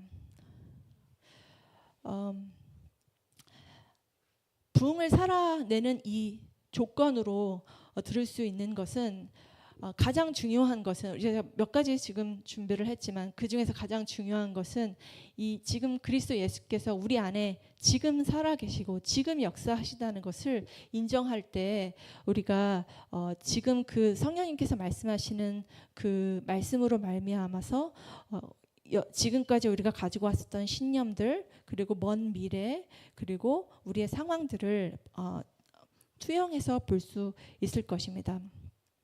그리고 우리의 어떤 평범한 삶에 이 하나님께서 함께 운동하고 계시며 함께 행하고 계심으로 말미암아서 하나님을 통해서 내가 하나님의 역사를 살아갈 수 있는 그런 산 증인이 될 수 있다는 것을 우리가 알 수 있을 것입니다. 그래서 우리가 수문 앞에서 하나님의 말씀을 듣고 하나님의 나라에 대해서 생각을 할 때 우리는 종교 그리고 사회 이것을 분리해서 생각을 할 수가 없는 것입니다. 느헤미야에서 말씀을 하시는 게 이 그리스도인 세상 가운데 살아있는 그리스도인은 세상과 사회를 분리해서 살아가는 사람들이 아니라 세속성자로서 세상 가운데서 이 하나님 나라를 성취해내고 그것을 누리고 또 누리는 것을 떠나서 이웃에게 전하고 이웃이 행하는 것까지 함께 걸어가는 그런 에스라와 또 그런 느헤미야 그런 리더십들이 했었던 일들을 우리 먼저 믿게 된 자들이 세상 가운데 나가서 해야 된다는 것을 알게 되었습니다. 8장 13절에 오늘 보니까 이 신앙을 삶으로 살아내는 그리스도인들은 이 하루의 개혁을 만족하지 않고 그날 밤에 하나님의 말씀을 묵상하고 떠올리고 또 나를 돌아보면서 그날 밤부터 다음날 아침까지 계속해서 반복해서 하나님의 말씀을 듣고 또 밤이 지나서 새벽이 왔을 때 이 속죄일로부터 초막절까지 어떻게 살아야 하는지 고심하고 또 리더들을 찾아서 나아가서 내가 어떻게 하면 개혁할 수 있는지를 물었다고 합니다.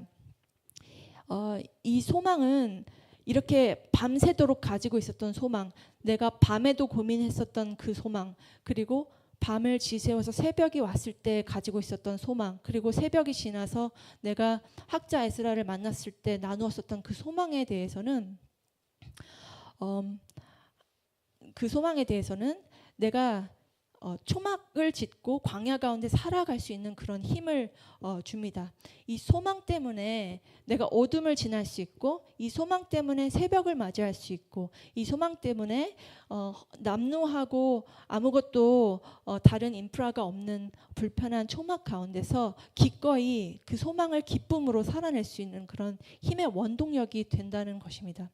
그래서 오늘 본문이 말씀하시는 것은 매일의 개혁을 살아나갈 수 있는 그리스도의 힘은 하나님의 말씀을 사모하는 것에 있다는 것을 우리에게 교훈을 해주는 것입니다.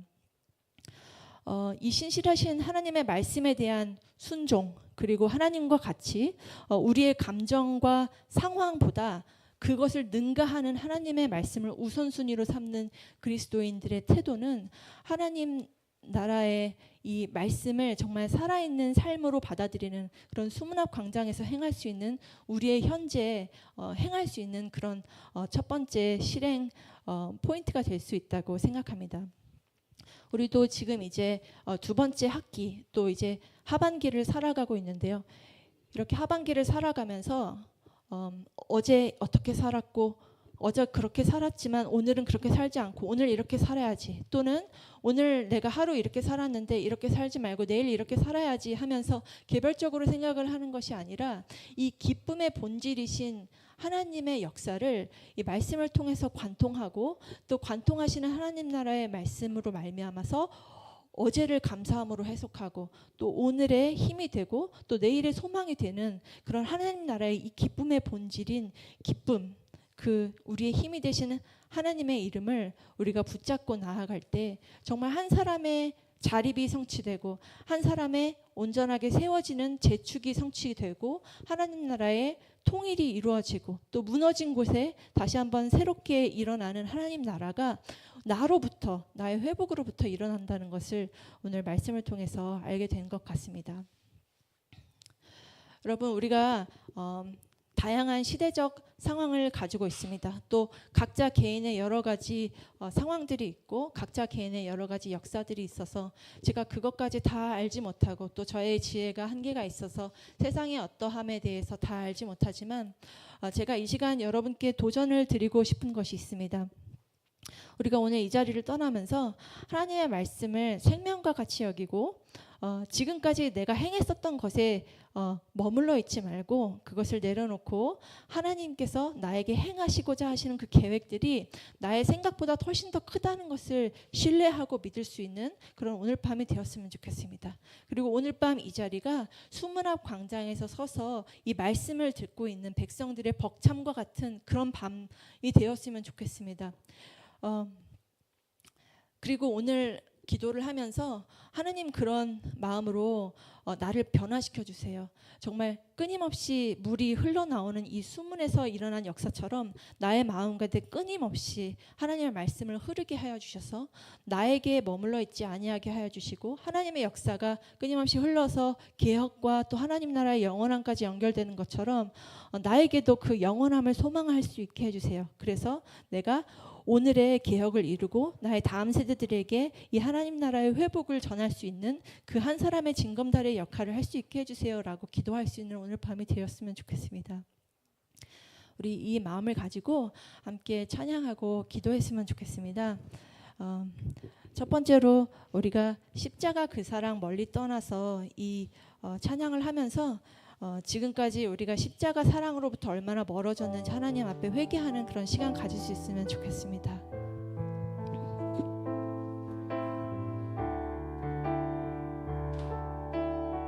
십자가 그 사랑, 십자가 그 사랑 멀리 떠나서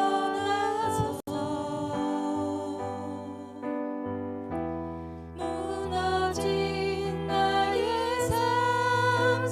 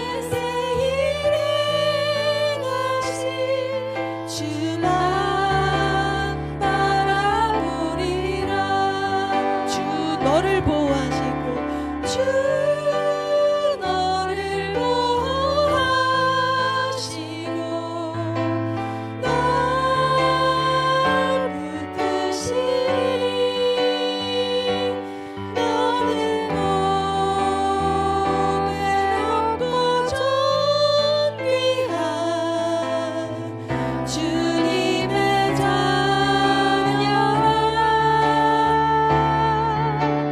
주 너를 보호하시고 널 붙드시니 너는 보배롭고 존귀한 주의 자녀라. 우리 함께 기도하기 원합니다. 하나님, 우리가 지금까지 나에 대해서 생각할 때 또 전혀 이해가지 않는 그런 관계의 스트러글링 가운데서 나의 이웃을 바라보았을 때, 또 나의 가정 가운데 여전히 얽혀있는 그런 풀리지 않는 실타래들을 보았을 때 내가 얼마나 하나님을 믿고 있지 못했고 이미 나에게 역사처럼 행하신 하나님의 십자가 사랑을 멀리 떠나 있는지 내가 알 수 있습니다. 아버지 하나님, 이 시간 내가 주님께 용서를 구하기 원하오니 하나님께서 나에게 밝히 말씀하여 주신 그 말씀으로 말미암아 거울 삼아서 하나님의 말씀을 붙들고 지금까지 나는 하나님의 거룩한 사랑을 받은, 택함 받은, 그런 부르심 받은 주님의 자녀였다는 것을 고백할 수 있게 도와주십시오. 하나님, 이 시간 내가 마음이 깨끗해져서 나의 모든 감정들과 상황들과 역사들 다 내려놓고 하나님께서만 나에게 행하신 그런 하나님의 역사들을, 나의 지나간 일들 위에 덮기 원합니다. 아버지 하나님, 나를 용서하여 주시고 새로운 사람으로 만들어 주십시오 라고 하면서 나에 대해서 기도를 하는 시간 가질 수 있으면 좋겠습니다. 함께 주님께 나를 올려드리며 기도하겠습니다.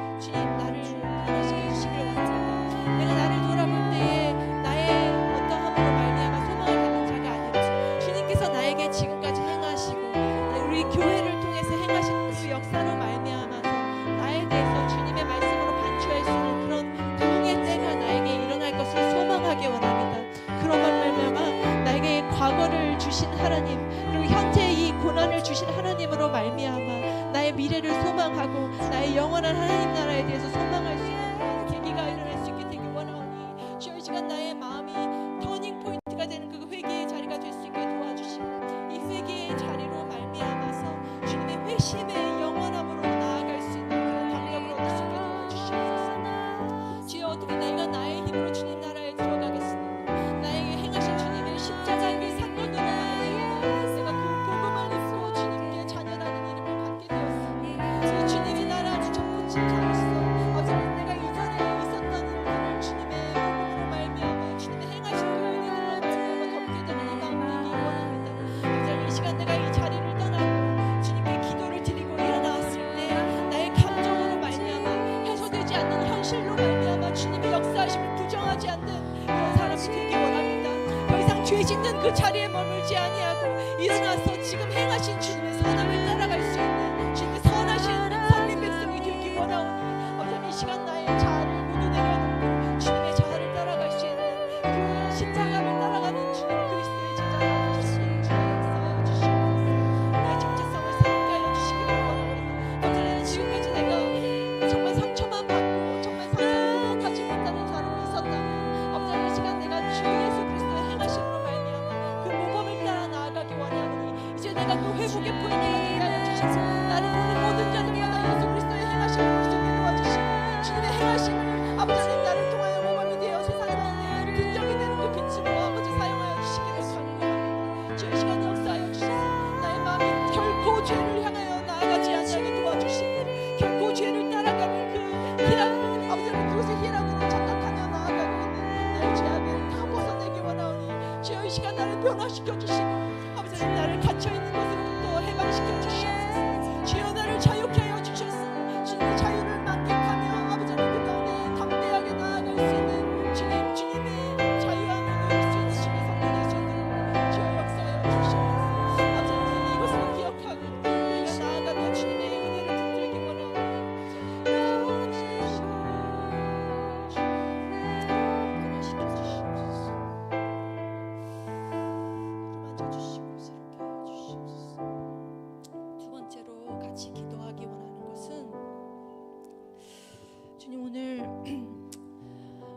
우리가 지금까지 정말 사막이라고 생각했었던 우리의 현실, 우리 한국 교회의 현실, 또 이 교육의 현실, 또 세상의 현실, 또 자연 재해의 현실들을 바라볼 때 아버지 하나님, 우리가 정말 막막하기만 했지만 이제 주님께서 이 사막 가운데 우리에게 매일의 만나를 허락하여 주셔서 그 만나를 먹고 또 만나를 마시고 그냥 먹고 마시는 것에서 그치는 것이 아니라 그것을 미각으로 느끼고 그것을 즐겁게 목으로 넘기고 주님의 말씀을 사모함으로 말미암아 그 말씀을 즐겁게 살아 누리는 그런 자유함을 얻게 되기 원합니다. 주님, 우리의 상황은 사막과 같지만 그 가운데 강물과 같은 길을 내시는 분 예수 그리스도의 그 키워드를 우리가 가지고 있는 자임을 선포하기 원합니다. 아버지 하나님, 그 이름을 우리 가운데 더욱 강하게 하여 주셔서 우리가 성령님의 인도하심을 따라서 나아갈 때 우리가 사막을 바라보는 자가 아니라 또 병 가운데 없는 것을 바라보는 자가 아니라 이 병에 이미 채워진 물들, 주님께서 앞으로 행하시며 채워가실 그 생수의 물을 바라보며 우리가 더욱 주님께 나의 빈잔을 올려드릴 수 있는 그리고 우리 나라를 위하여 기도하고 우리 교회를 위하여 기도하고 우리 세상의 나아감을 위하여 이 기쁨과 소망을 가지고 있는 이런 소망에 기도하는 자가 될 수 있게 되기 원하오니 아버지 하나님, 이 시간 에스라에게 행하셨던 그 역사, 또 그 수문학 광장 가운데서 리더십들을 통하여서 이 백성들에게 행하신 그 역사가 나를 통하여 일어날 수 있게 도와주시옵소서. 나에게 이미 행하신 그 말씀으로 말미암아 내가 다른 사람들 그리고 교회를 그리고 세상을 향해서 어둠을 향해서 선포할 수 있는 그 한 사람의 강한 회복의 열쇠가 될 수 있도록 주님, 나로 예수 그리스도로 옷 입혀 주시옵소서. 이 교회를 예수 그리스도로 옷 입혀 주시옵소서. 학교를 교회 예수 그리스도로 옷 입혀 주시고 이 나라와 주님의 세상에 앞으로 행하실 그 역사들을 예수 그리스도로 옷 입혀 주시옵소서. 이 소망을 가지고 주님 앞에 함께 소망하며 주님께 간구하는 기도 가질 수 있게 되길 원합니다. 기도하겠습니다. 주님, 제가 여태까지 막혀 있었다고 생각했었던 이 상황들을 주님께 올려드리고 나의 힘으로 할 수 없어서 나는 포기하였지만, 그리고 정말 우리 인간의 힘으로 할 수 없어서 나는 포기하고 있었지만, 아버지 하나님, 우리가 우리 육신의 눈으로 바라보는 이 사막의 길이 결국에 주님의 나라로 향하는 그런 하나의 관문인 줄을 우리가 믿음의 눈으로 바라보기 원하오니 아버지 하나님, 우리가 간구하고 주님께 간구할 때에 아버지 하나님, 우리가 강물과 같은 주님 말씀으로 평화를 누릴 수 있게 도와주시고 강물과 같은 소망으로 말미암아 지금 볼 수 있는 소망을 아버지 하나님, 우리가 통찰할 수 있는 눈을 가지게 도와주시옵소서.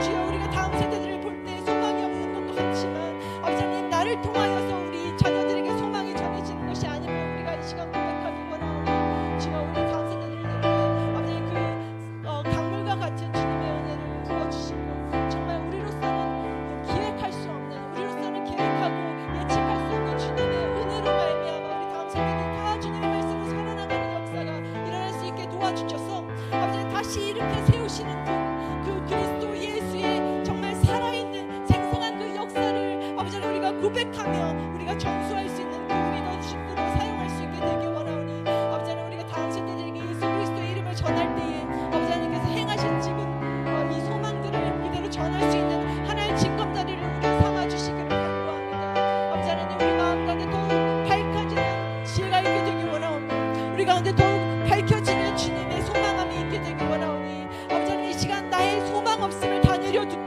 아버지 하나님의 온전하신 그 예수 그리스도 이름을 붙들고 나아가는 가운데 우리에게 부어주시는 전혀 예측하지 못한 그런 새로운 소망으로 말미암아 우리가 살아있는 자, 정말 앞으로 영생을 살아가는 자, 그런 사람으로서 소망을 누리며 기쁨의 영상을 누릴 수 있는 그런 사람 다 될 수 있도록 주여, 우리 교회를 사랑하여 주시고 우리 공동체를 사용하여 주시고 이 대한민국의 교회들을 높이 들어 사용하여 주시는 이 열방의 교회들을 어둠 가운데 너끈히 보내줄 수 있는 주님의 역사를 우리 가운데 일으켜 주시기를 간구하옵나이다. 아버지 하나님, 역사하여 주시고 우리 가운데 강물처럼 부어주시는 주님의 소망으로 말미암아 살아있는 자가 될 수 있도록 주여 역사하여 주시옵소서.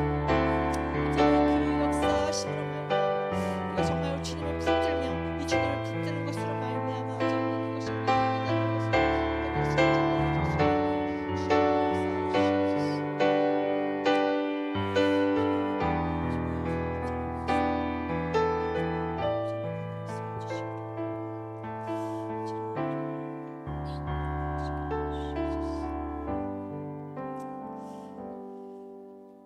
소망 없는 나를 바라볼 때, 또 우리 소망 없는 공동체를 바라볼 때, 소망 없는 세상 현실들을 바라볼 때에 우리가 정말 붙들어야 되는 분, 말씀이신 하나님이신 줄 믿습니다.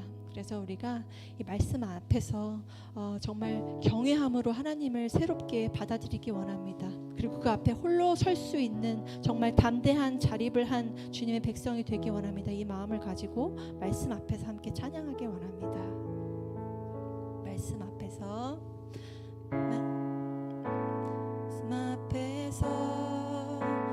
경외함으로 주께 홀로 섭니다.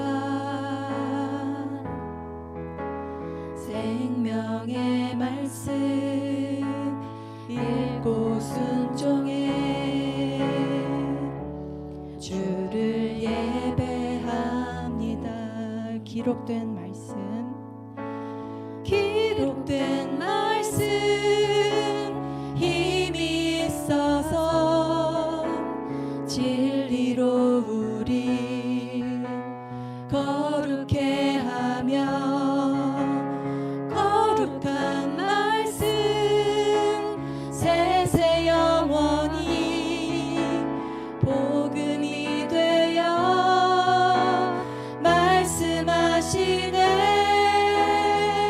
하나님 말씀에 두려워 떠는 자, 그 말씀에 생명을 거는 자, 한 사람 찾으시는 주님의 약속을 믿어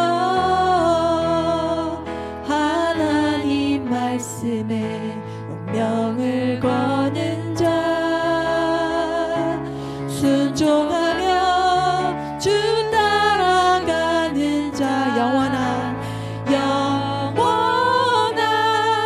하나님 나라 이뤄갈 주의 교회여. 다시 한번 말씀 앞에서 경외함으로 하나님 바라보기 원합니다. 말씀 앞에서 경외함으로 주께 홀로 섭니다. 생명의 말씀 읽고, 생명의 말씀 읽고 순종해 주를 예배합니다. 기록된 말씀, 기록된 말씀 힘이 있어서 진리로 우리 거룩해 하며, 거룩한 말씀 세세 영원히 복음이 되어 말씀하시네. 하나님 말씀에 두려워 떠는 자,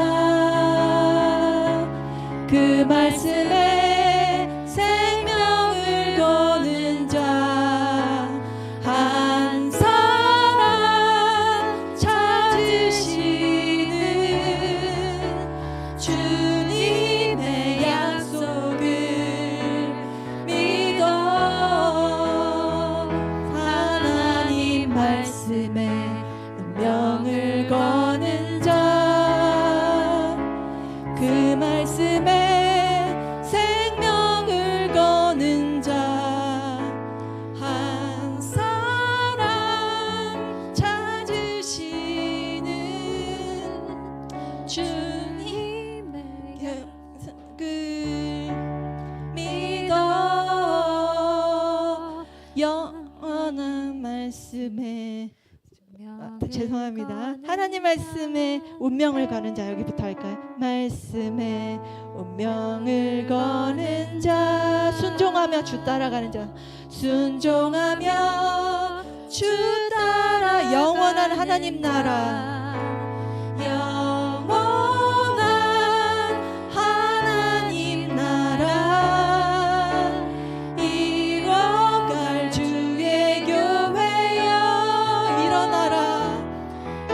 우리의 믿음을 하나님께 고백해 볼까요? 나의 믿음 주께 있네. 나의 믿음 주께 있네. 십자가는 여기 내 영광 되었네. 주께서 우리를 승리케 하셨네. 나의 능력 나의 소망 주께. 다시 한번 나의 믿음을 고백합시다. 나의 믿음 주께 있네. 십자가 능력이 내 영광 되었네. 주께서 우리를 승리케 하셨습니다. 승리케 나의 능력 나의 소망 나의 능력 나의 소망 주께 있네.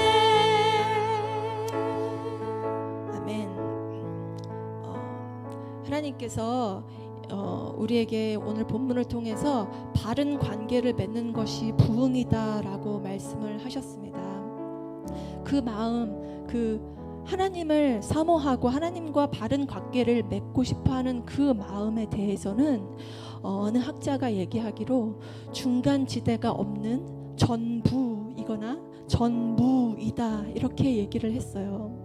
정말 이 예배에 대해서는 우리가 하나님 앞에서 이 말씀 앞에서 정말 전부의 마음을 드리거나 또는 내가 아무것도 드리지 않는 것이 될 수밖에 없다는 것을 우리가 말씀을 통해서 알게 되는 것입니다.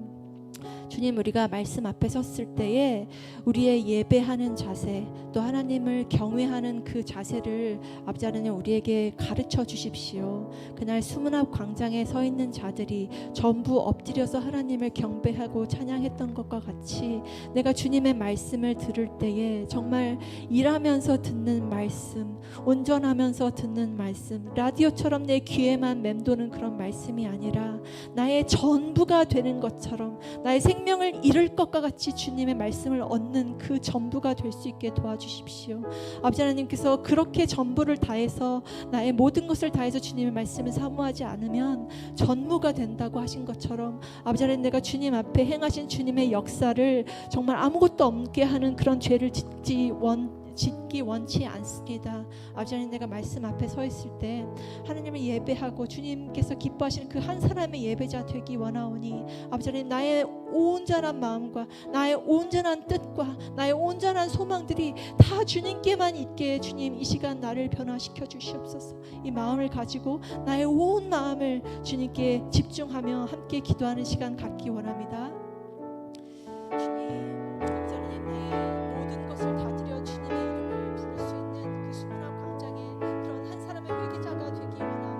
아버지 하나님 내가 말씀 앞에 선 아버지 하나님 그 한 사람의 기도자로서 아버지 하나님 이 시간 내가 정말 귀에서만 맴도는 주님의 말씀으로 말미암아 내가 무언가를 정말 그냥 신앙생활을 오늘 하루 했다라고 위안을 받는 것에 그치지 않는 아버지 하나님 그 정말 그 한 사람 주님 찾으시는 그 한 사람이 되기 원하오니 아버지 하나님 정말 내가 주님의 말씀을 생명처럼 여길 수 있게 도와주시옵소서.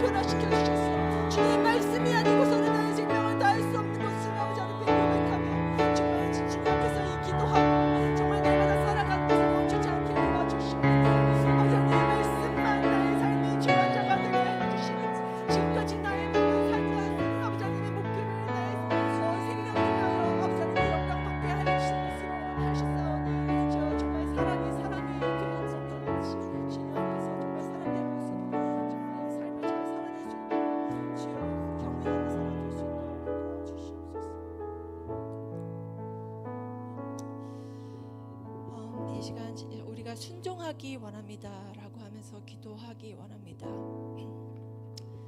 주님, 저희가 세상에 어떤 비전을 가지고 생각할 때 이렇게 해도 되고 저렇게 해도 되는 것과 같을 때가 있습니다. 묵상을 이 정도 하면 되지 않나? 통독 내가 옛날에 1독하고 2독하고 10독하고 100독 했는데 오늘 요번에 한 번 거르는 거 이 정도 괜찮지 않나? 라고 생각을 하는 그런 한계에 부딪힐 때가 우리는 모두 있죠. 그럼에도 불구하고 우리가 여전히 살아있게 하여 주시고 우리가 알지 못하는 기회들을 틈틈이 끊이지 않고 우리에게 주시는 주님 앞에 우리가 정말 납작 엎드려서 순종하는 그 한 사람 되기 원합니다. 아버지 하나님, 주님의 말씀을 경외함으로 내가 순종을 할 수 있는 그런 기회를 얻었사오니 아버지 하나님, 이 기회를 다시 받아서 내가 오늘 밤 나의 모든 나됨의 나의 어떤 자아들을 십자가에 다 못 박고 주님께서 나를 통해서 교정하시고자 하시는 그 역사들이 순종함으로 일어날 수 있게 도와주십시오. 내가 생각할 때 나는 할 수 없다고 생각했던 것들을 나의 순종함으로 말미암아 주님의 역사를 이루는 도구가 될 수 있게 도와주십시오. 나의 순종함으로 말미암아 지금까지는 내가 그 사람으로 인하여 회복될 수 없는 관계라고 생각한 부분이 있다면 아버지 하나님의 말씀에 순종함으로 말미암아 그 기회를 타서 사랑을 행할 수 있는 그 한 사람 찾으시는 예배자 될 수 있게 도와주십시오. 아버지 하나님, 내가 할 수 없다고 생각한 것, 절대로 이것만을 할 수 없다고 생각했었던 그 고집을 이 밤 아버지 십자가에 못 박고 다시 한번 내 안에 부활하시며 살아계시며 선함으로 이끌고 계시는 예수 그리스도와 함께 부활하기 원하오니 이 밤 나에게 부활을 허락하여 주시옵소서. 이 마음으로 주님 앞에 순종하며 나아가겠습니다.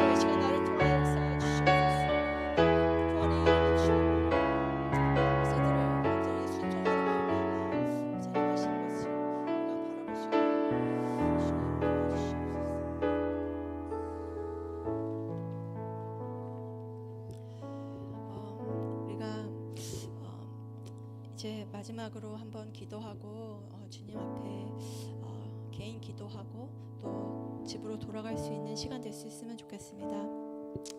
하나님, 우리가 우리 세대를 주님께 올려드리기 원합니다. 우리가 볼 때에 정말 기후 변화가 심각하고 또 범죄의 질이 정말 나빠지고 우리나라에 정말 다시 올지 않을 것, 정말 침투하지 않을 것만 같은 죄악된 모습들이 내 옆에 만연한 것을 보게 됩니다. 아버지 하나님, 내가 오늘 변함으로 말미암아 나의 주변이 변할 수 있도록 도와주시고, 그 작은 실천으로 말미암아 하나님 나라의 기후 변화들이 더 이상 악화되는 것이 막혀지는 그 한 첫 번째 순종함을 내가 살 수 있게 되길 원합니다. 주님, 이 시간 나의 개인적인 기도들을 주님 앞에 올려드리기 원하오니 오늘이 그 터닝 포인트가 되게 하여 주셔서 회심의 길로 영원히 나아갈 수 있는 주님의 뜻 가운데 기쁨을 영위할 수 있는 사람 될 수 있게 주여 도와주시옵소서. 마음으로 주님 앞에 나아가겠습니다.